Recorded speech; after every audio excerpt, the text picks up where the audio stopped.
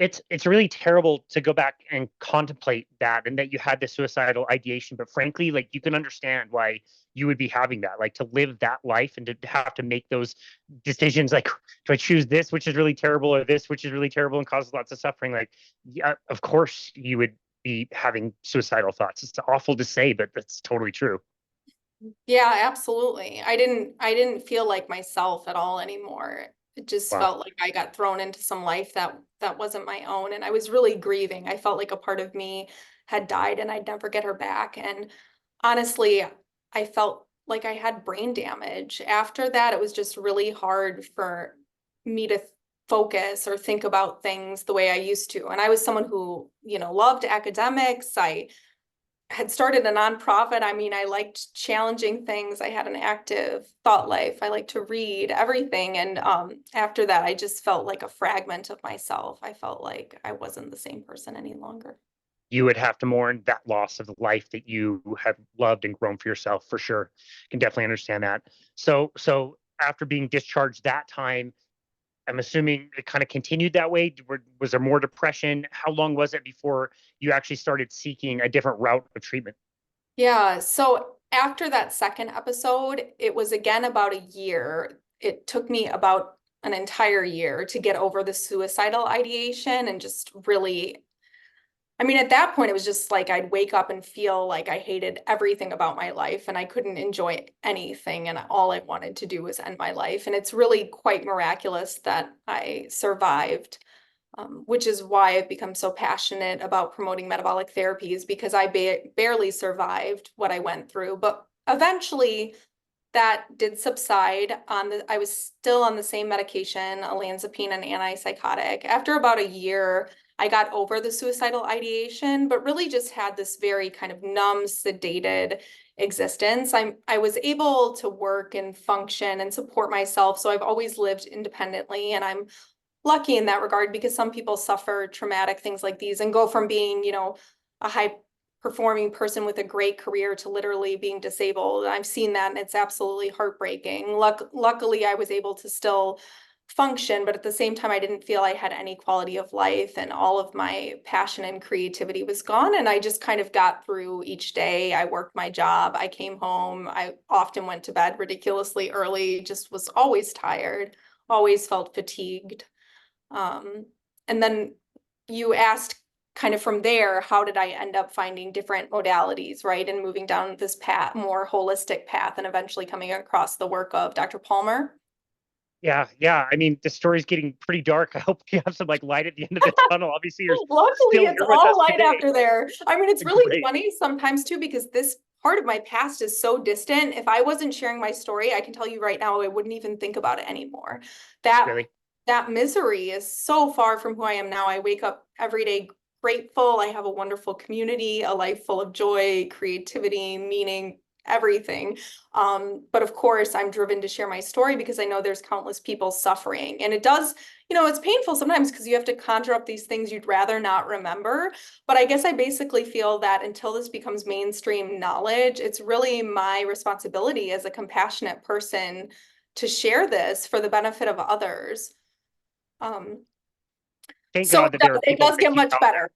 there. What's that? It's I just thank you. Thank God there are people like you out there that are willing to share their story because this could be very triggering and traumatic to go back and revisit these really dark times. So yeah, Well, and we're sometimes it jumps out to you how strange it is to make yourself remember this because recently I was in Chicago with my niece and nephew and my parents. We went to one of these beautiful light shows that I love through the holidays where they project these amazing lights on the trees and you walk for a mile. It's like one of my favorite festivities for the holidays. And it was just so beautiful. And I was so grateful and enjoyed it.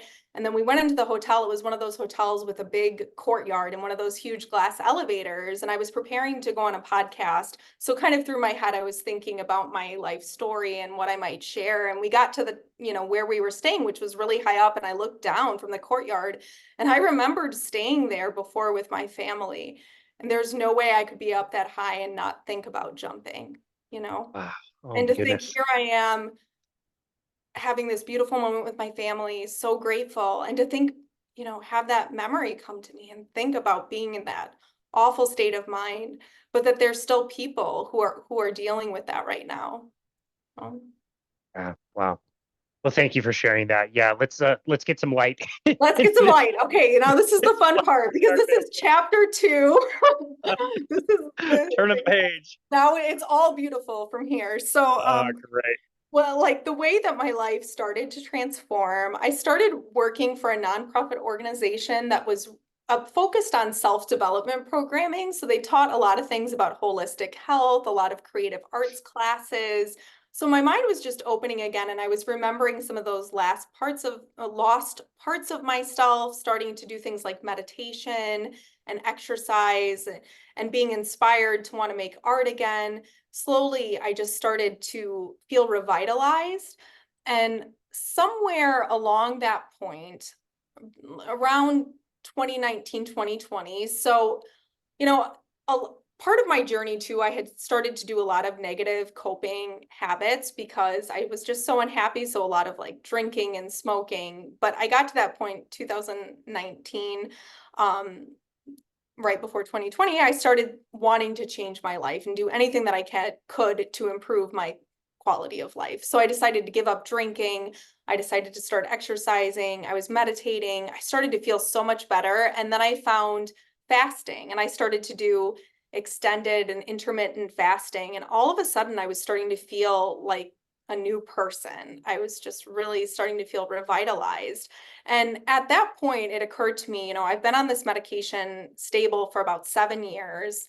Maybe I should try going off of it again. Maybe I really don't have bipolar disorder anymore. And, I want to say very clearly, I shouldn't have done this the way that I did, because nobody should just go off medication. It wasn't a responsible or logical way to do it. I should have sought help and tried to taper. I didn't do any of that. I went off of my medication.